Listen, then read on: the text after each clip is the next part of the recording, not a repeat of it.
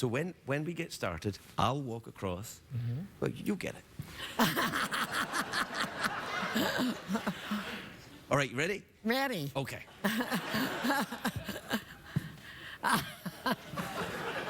Don't laugh too much. They'll think it's fake. All right. Please state your name and where you're from when I tap you on the shoulder. Where am I from? Yeah, where are you from? California. Los Angeles. Well, okay, so you're from Los Angeles, and what is your name? Betty. Betty. So, Betty, what brings you to the show? My kids came in from Oregon. Oregon? Yeah. So your kids smoke a little pot then, probably, do they? I hope not. I don't know.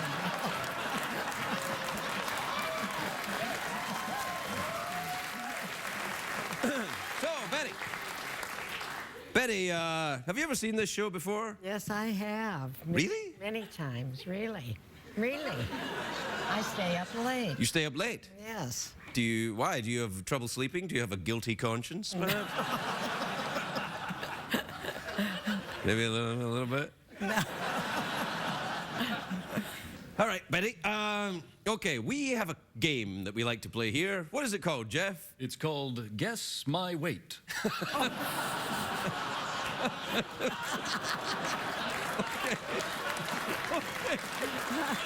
Wow. I'm sorry for laughing, Betty. It was just that was really fast. I didn't tell him I was going to do anything. Right. That skeleton man, boom, he's right there every time.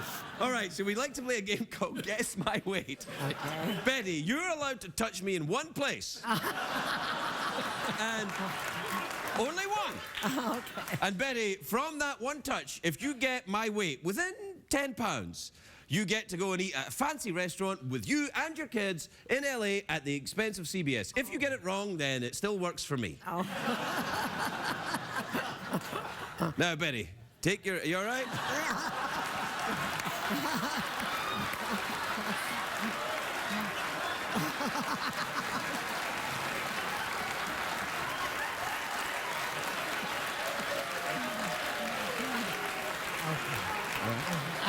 You okay?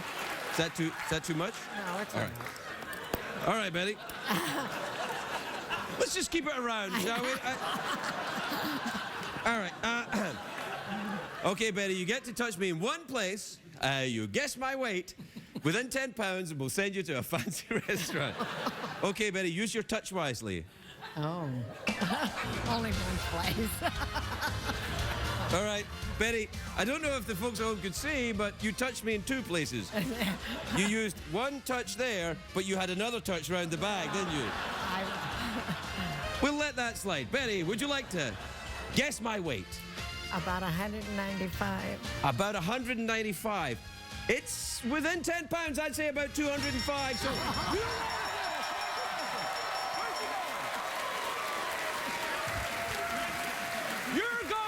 You're going to Craig's Restaurant, a fantastic, swanky Hollywood restaurant with your three kids, two kids, and your friend. And you can all eat and drink as much as you want, drink as much as you can, because CBS is paid. Betty, thanks for playing. We'll be right back on the show.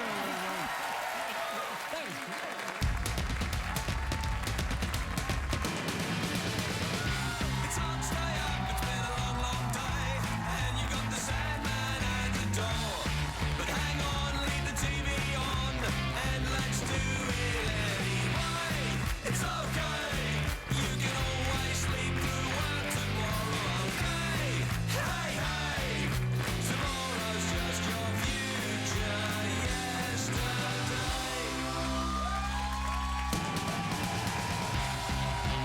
The Late Late Show with Craig Ferguson, sponsored by PetSmart. Happiness in store.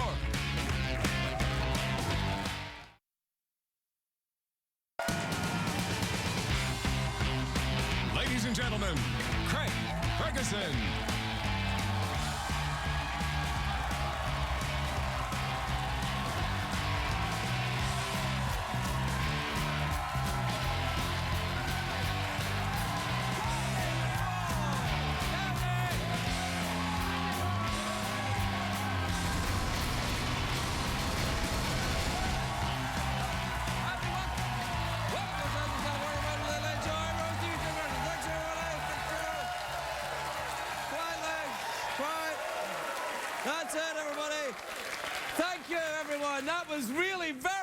very good indeed, almost like a real audience.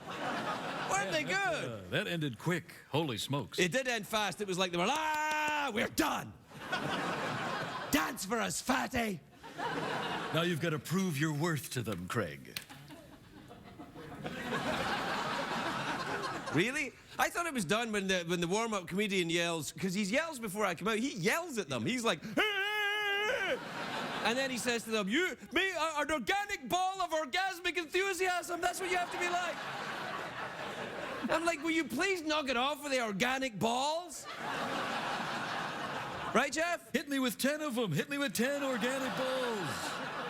10 orgasmic, organic. I've had some wild nights, man. I bet you have. Wild nights. Yeah, it's a great day for America, everybody. It is.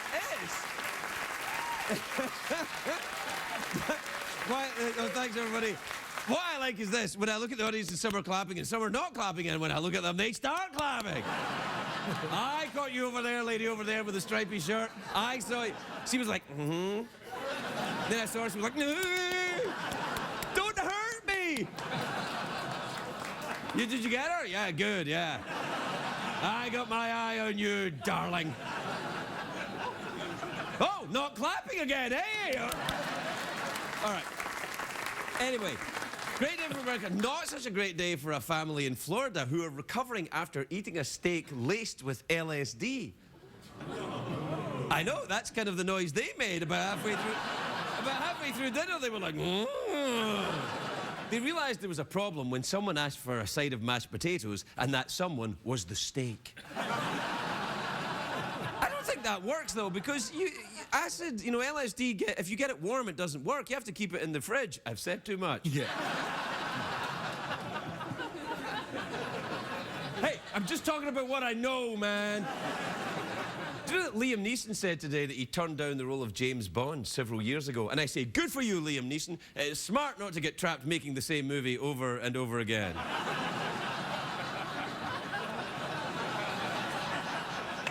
I've been taken.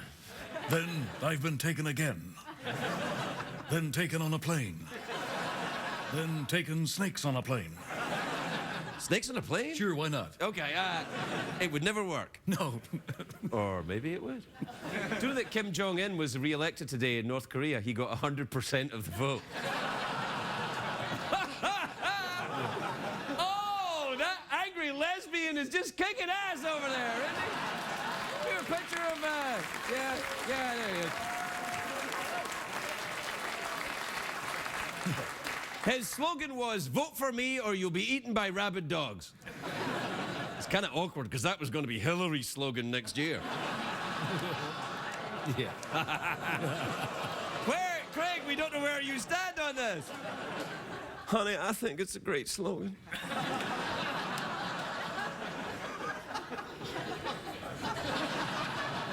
It's a big night tonight if you like romance, and who doesn't? Al-Qaeda, that's who. Oh, come on, Craig, that's not fair. We like movies with plenty of romance. Sure we do. Sure, snakes on a plane. That's one of them, yeah, that's a good one. Anyway, it was the finale of The Bachelor. It was a doozy. It was a fight for love between two very different women. There was the blonde-haired woman with the big boobies, and then there was the blonde-haired woman with the big boobies. So congratulations, blonde-haired women with big boobies. Jeff, why don't you tell her what she's won? She's won a 32-year-old douche who flashes the peace sign for no reason. He's demeaned gays, the intelligence of women, and worst of all, he likes soccer. Ay, chihuahua. Congratulations, ladies. I admit it, I don't watch The Bachelor. If I wanted to see a bunch of floozies suck up to a guy they don't really care for or are interested in, I'd go to the Playboy Mansion. Yeah. Wouldn't I, Jeff? That's right. That's right. Hugh Hefner going, what? Is that true? Is that true? Where are my organic balls of... Do you know tonight's finale of The Bachelor was 3 hours long? That's longer than the marriage that will result of the... Right. You know, in other reality shows, you win money or a record contract or a job. The winners of The Bachelor get something more valuable. They get to be on the cover of Us Weekly twice. Once when they win, and again when they break up. Yeah. So 2 weeks in a row, then.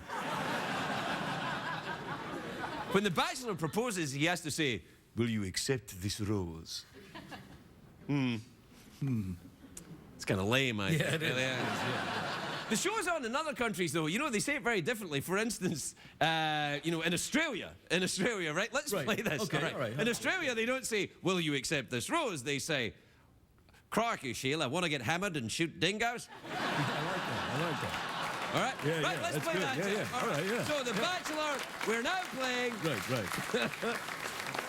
I look forward to your angry emails, Australians. Yeah. And then the other ones after you see the show. Right, Australia, The Bachelor. So how do they propose in The Bachelor in France? Oh, in France, they say, take this baguette, leave this baguette, I don't care. All right. In Germany, they would say, "Would you like me to annex you?" That's good. Yeah.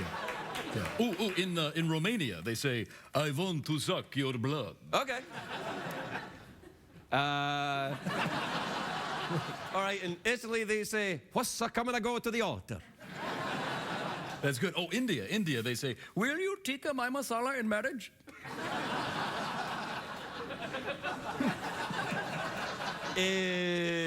Give me a country. Yeah, Russia. Russia, all right. Yeah. In Russia, they say, "You will take rose or I send you to Gulag." That's good. All right, give me one. Canada. Okay. We both love hockey, eh? Can I give you a puck? Is that?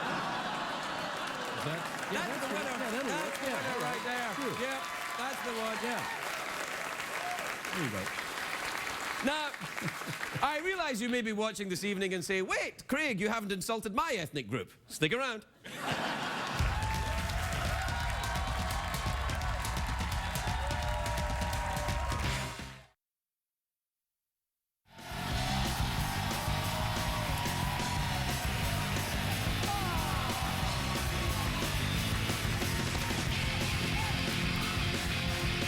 Welcome back, everyone. Welcome back to the show.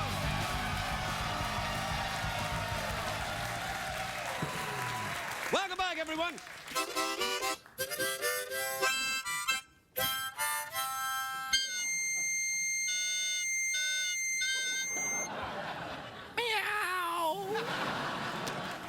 I have to tell you, I was pretty surprised that Betty got so close to my weight. I actually think I'm a little heavier than that, but I liked her. Yeah, she's a very sweet woman. Very sweet lady. She's very sweet, and I like that she guessed in the low end as well of the weight. Yeah, that was very generous of her. Where did you come up with the idea for the game show, Guess My Weight? That could be a winner. Yeah, it's been brewing in my mind for years, man. For years. Well, I think it could be a winner. I think the folks at home would love to play that. Wouldn't you folks at home? I guess we'll play another game. Yeah, sure, that's fine. Join us later on this week where we may be playing Guess My Weight again. Or if you don't like it, we don't have to. I don't know. There's no way of gauging what public opinion wants. I wish there was some way people could get in touch with us using like tweets or emails or phone in. Maybe. Oh, what the hell? Gosh, what the... Ah, Hello? hello, this is Miriam. How are you? Miriam. You. Uh-oh. Oh, bitch, I told you not to call me. I don't want any trouble. I was just calling to keep the peace, and I want to say I love the idea for Guess My Weight. Oh, you do like the idea of Guess My Weight? But I'd like to play another game called Guess Where My Hand Was an Hour Ago.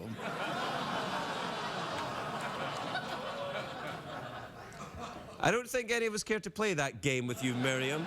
If that is your real name. It was in Daddy's cookie jar, if you know what I mean. What the hell was that? I know. What was that? I tell you, Miriam's getting crazier and crazier. Miriam is, I think, my elderly neighbor. Is that right? Yeah, Right. sure she is. What time is it, Jeffrey Pearson? It's tweet mail time. Time to take advice from a man who spent the break talking to a porterhouse steak. Yeah. It was a callback. It seems so long ago now, doesn't it? Yeah, a little bit. Yeah. Yeah, it's good. Good, though. Yeah, thanks, man. I'm working. Okay, tweets and emails jingle? Yeah. Oh, yeah. Okay, play one then. Sure. Twitter, tweeting, ephemeral, fleeting, Flugenweb, Face Code, Twit Zone, Ask Mode, checks the tweets, checks the tweets, checks the tweets, checks the tweets, checks the tweets. also emails. And the email.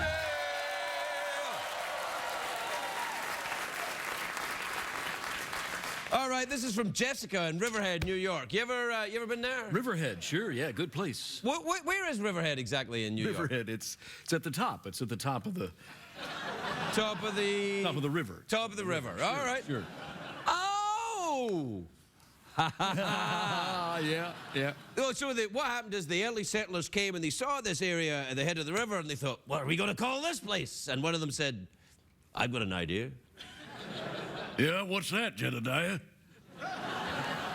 It's like you're painting a picture. Yeah. It's like we're back in time. Yeah, this is All right, it. let's do it again. All right. All right, we're the early pioneers. All right. We're pirate. Okay, good. Yeah, fine. That's fine. Here, I got a name for this place at the head of the river here. What will you be calling it, Cornelius? Wait, I thought I was Jebediah. If I was doing Cornelius, I'd do a different voice. Cornelius talks like this. Well, hey, Cornelius, can you come over here and plunder my booty? Oh! No, it's hell? a treasure. It's a treasure. No. You always go to that place. Well, yeah, all right. Jessica in Riverhead, New York says, Craig, what kind of a guy breaks up with his girlfriend over dessert at a public restaurant? A jerk, probably. I think she's pretty angry, Jessica. Yeah, she seems worked up. Yeah, I worked think up so. enough to write into this program, apparently. What exactly is that meant? That's pretty worked up, man. I mean, she took some time to send us an email. That's pretty worked up. Maybe she can't sleep. Maybe she's a bit like Betty. You know? Guilty conscience. Yeah, Betty's a bit grabby. Grabby hands Betty. Yeah, exactly. Betty, take one grab, take two grabs. That's right. But then guess the weight low, ensuring a happy response. All right. This is from Liz in Evanston, Illinois, who says, Dear Craig and Jeff, are you friends outside of work? Oh, man. Yeah. Sure. What do you say? This is from Diana in Los Altos Hills, California. You ever been there? Sure, I got a couple properties up there. Really? Yeah, What do you yeah. do up there? Ranch type? Yeah, I got a ranch. Sure, I got a couple horses, couple sheep, things like that. Sure. What do you mean things like that? You get horses and sheep and think what, like some kind of sheep horse? Yeah, amalgam? we're doing biological experimentation up there. Don't I worry knew about it. that's what you were doing. Yeah. All right, Diana says, Craig, who's winning the late night wars? Oh, gosh, your favorite.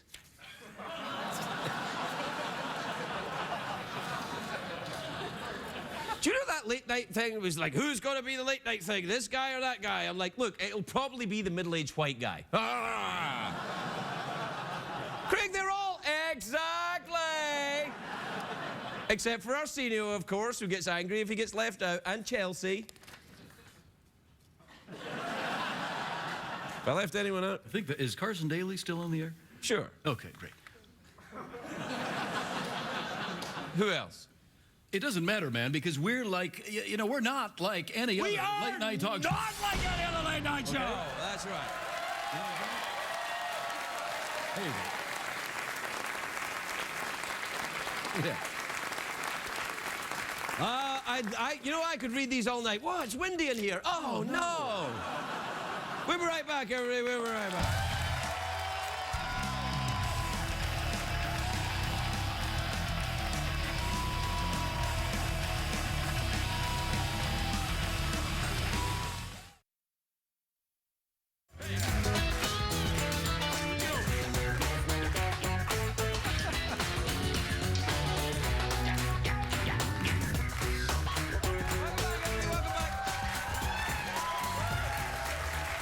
My first guest tonight, a very talented actress. Her show, Doll and M, premieres March the 19th on HBO. Take a look at this. Emily Mortimer, everybody. Emily Mortimer.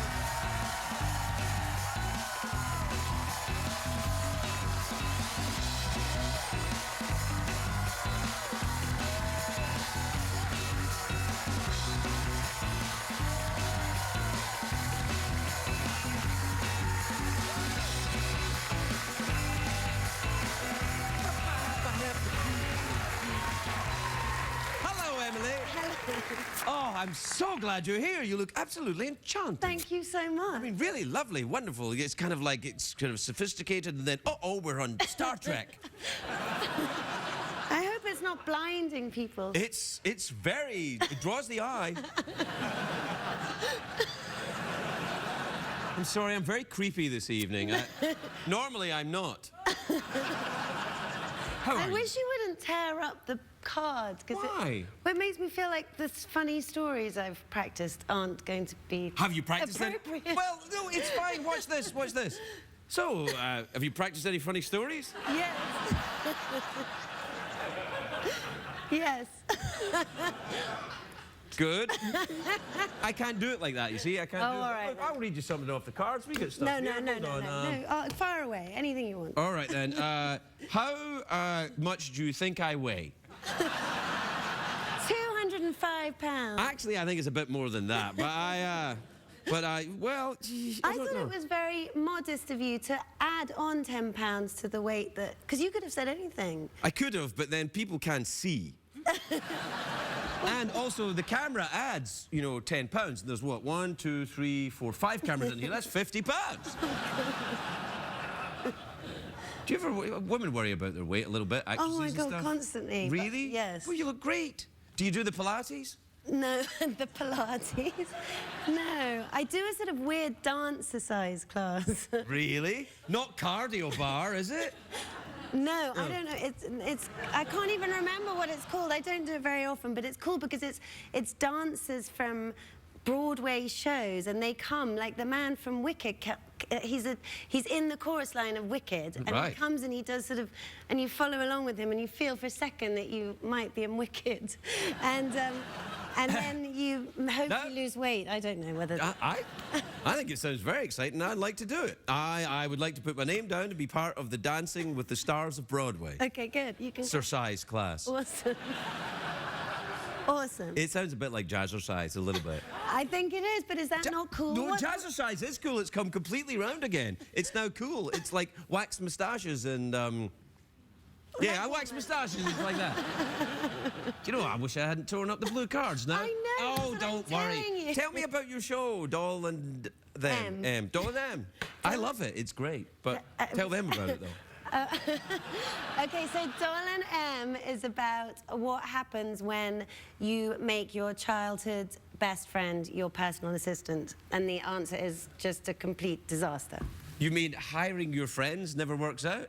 Well, in our show, it doesn't anyway. Well, no, it's never worked here either.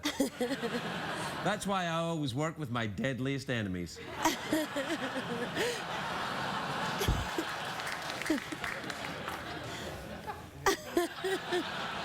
Is the actress in the show is your best friend? Yes, Dolly Wells is my best childhood friend. I've known her since I was 4 years old, and Where did very you two good grow together. up?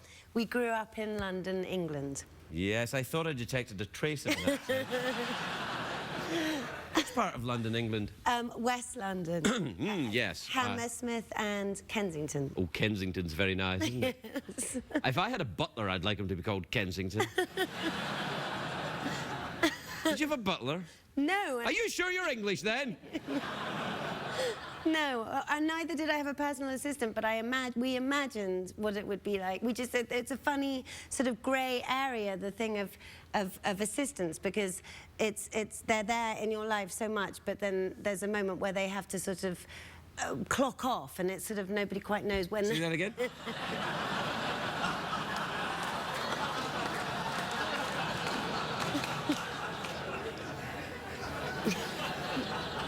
I don't know what's going on between you two, but it seems very sexy. That's not what it is.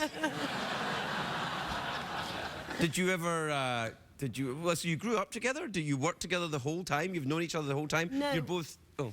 Well, Well, I'd invented a story there. It's obviously wrong. we didn't. We knew each other just as very, very close friends until about 10 years ago. And then that's when we decided that we should write something together. But it took us 10 years to do it. But really, at the beginning, it was just an excuse to hang out with each other a lot because I moved to America and she was still living in England and we were running up extortionate phone bills, and so we had to lie to our husbands about why, and so we pretended we were writing a film script. Ah, I see. And then you had to go ahead and write it. Well then, but yeah, but... well, Because your husbands claimed it on their tax forms and therefore... But it took 10 years to actually go ahead and write it because it was just getting really embarrassing because people were asking us about it and we hadn't done anything. And we'd also flown to various locations all over the world to be together to write this thing and ended up just gossiping in coffee shops and not doing anything. And then suddenly it was just bizarre because we'd had 2 children each. We'd had 4 children between us in the time it had taken to write this thing, and there was no script. It was like the script that Jack Nicholson is writing in The Shining. Oh, yeah. Oh, so when you were together, did you ever go to a deserted old hotel and see, you know, blood and stuff? No, but we hung out everywhere, all over the world. When she would come to where I was filming and I would go to where she's an actress in England, although now she's moved to Brooklyn, just around the corner from me. Did you move back east? Yes. I thought you lived here. I used to live here. And now you've moved back to the East Coast? Yes. How's that winter working out for you over there? It's horrendous. It's just confusingly tricky, isn't it? cold. I don't understand it. It's really crazy. Yes. I mean, but it is global warming, isn't it? I mean, what is it? I don't know, I'm not a scientist, but it would seem to me there seems to be climate change afoot. I was brought up by my father used to, on holiday, the 2 conversations we were banned from having was talking about our mosquito bites and global warming, because he found them both such boring topics of conversation. So I've been trained not to talk about global warming, but I'm feeling sort of, it's bubbling up inside of me because I just see it everywhere. And it's very, very...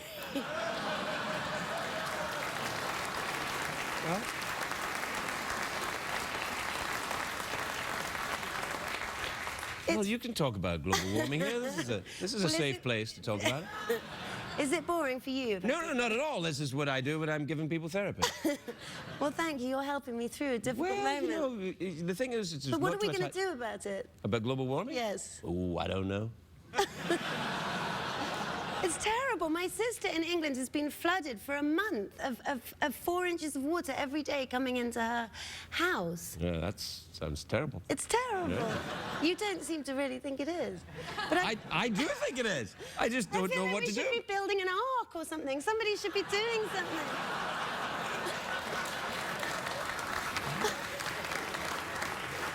Amen. Let's do it. Let's build Ay, caramba! ark. Amen. Yes. Yes.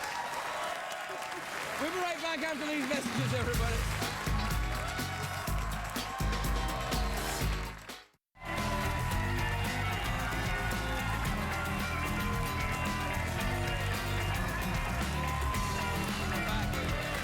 Welcome back, everybody. I'm here with Emily Mortimer. We had a great idea, you know. We got some hammers. We're going to build an ark. Eddie the props man brought out a couple of hammers. I didn't want him to feel bad, so, you know, I mentioned it. Unless you want to actually start building an ark with a hammer now, or hit me really hard with it. No, neither I would be very good at. Well, I'm relieved to hear it, young lady. So, we're out of time. We are? Oh, that's a relief. We finished. Hey!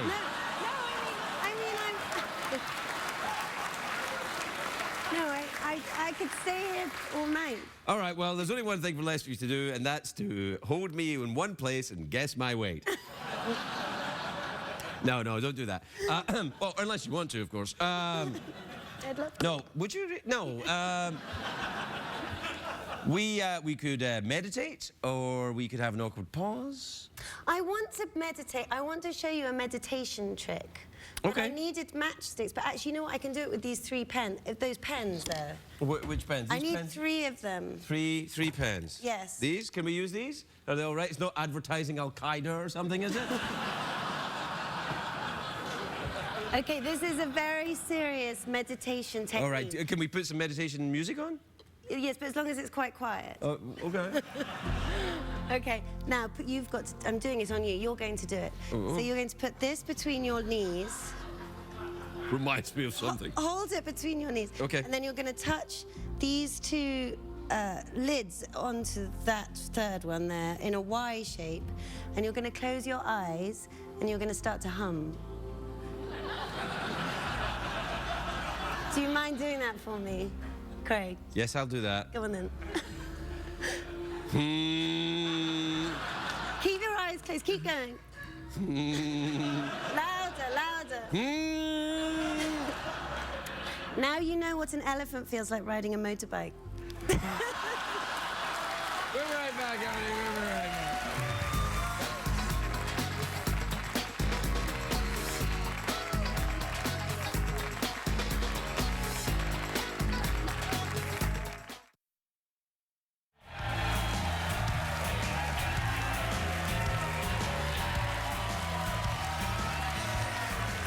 Welcome back, everyone. Welcome back. My next guest is a gosh darn hilarious comedian. You can see him at the Comedy Magic Club in Hermosa Beach, March 21st and the 22nd. Please welcome Darrin Rose, everybody. Darrin Rose.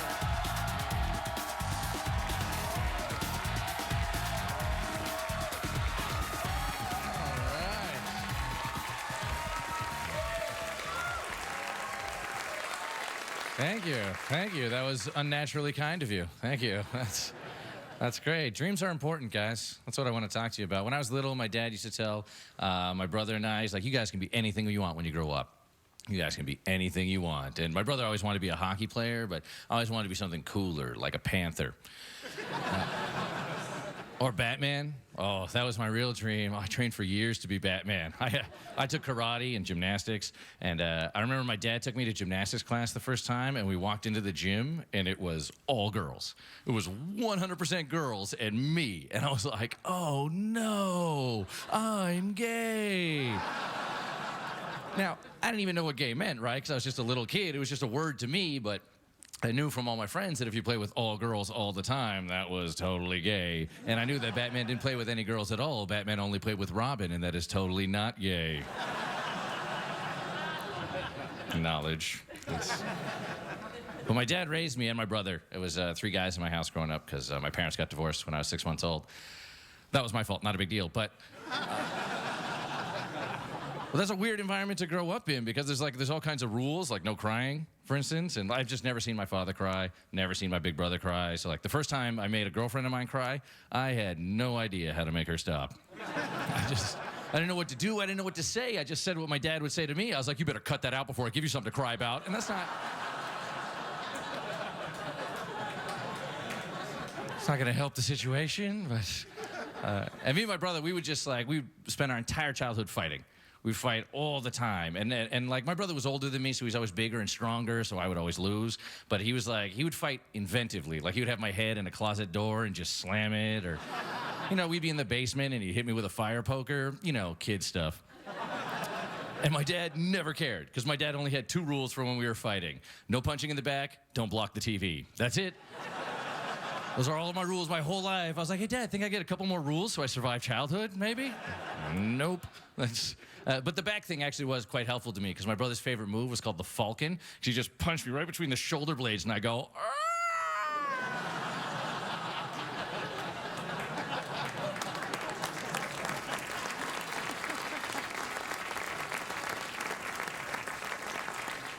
Thank you. It really hurt a lot. It's even now we fight, actually, as adults. I fight my brother every year at my niece's birthday party. She's 8, and I don't care. I show up every year, and we ruin that child's party. We take it down, because my brother makes a mistake. My brother rents an inflatable castle. And you understand, as a guy, when you see an inflatable castle, your first and only thought is, I want to fight a guy in that inflatable castle. It's the best. And so me and my brother thrown down last summer, and there's a point in the fight where he had to take a knee because he had like a shortness of breath. He's just like, oh God, just give me a second. Your stamina is wearing me out. And I was like, not the first time I've heard that. Then I was like, wait, am I flirting with my brother? That's unsavory. But he's down there and he's breathing hard, and I think for the first time in my life, I'm like, oh my God, I could win, right? I've never beaten him. He's been destroying me my entire life. And I'm thinking, now it is time for revenge, because he's got a heart condition. So I wasn't gonna let this chance slide, but he's too proud to give up, right? I'm his little brother. He's like, I would rather say mercy. I would rather die than say mercy to you. And I was like, I'm gonna make you make that choice. Let's go. And I learned something during that fight, guys. And I will tell you this. There is no greater feeling in the world than beating the living crap out of your older brother. It is beautiful and heartwarming. I don't know why there's not more songs about it, but...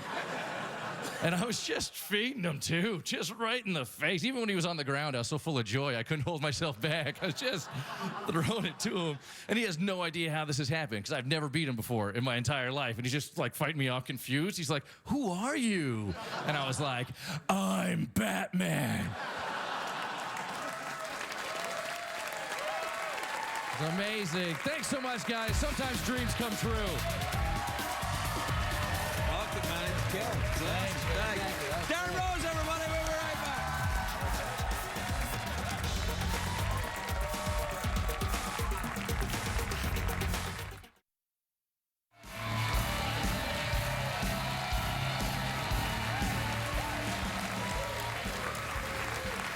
Welcome back, everyone.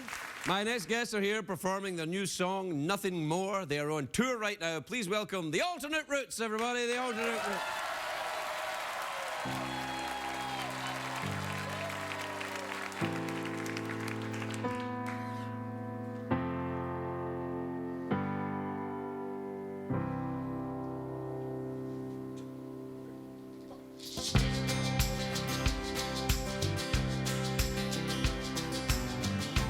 To be humble, to be kind,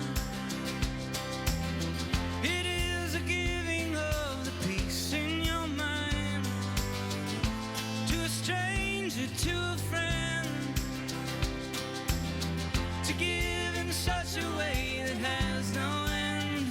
We are love, we are one, we are how we treat each other when the day is done. We are peace, we are war, we are how we treat each other and nothing more. And to be bold, to be brave, it is the thinking that the heart can still be saved. And the darkness can come quick, the dangers in the anger and in the hanging on to it. We are love, we are one, we are how we treat each other when the day is done. We are peace, we are war, we are how we treat each other and nothing more. And tell me what it is that you see. A world that's filled with endless possibility. And heroes don't look like they used to. They look like you do.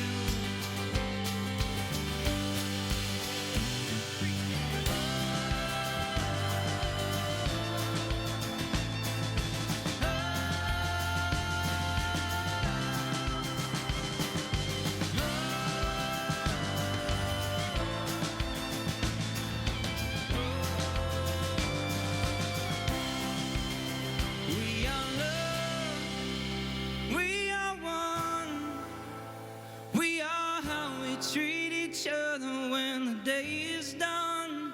We are peace.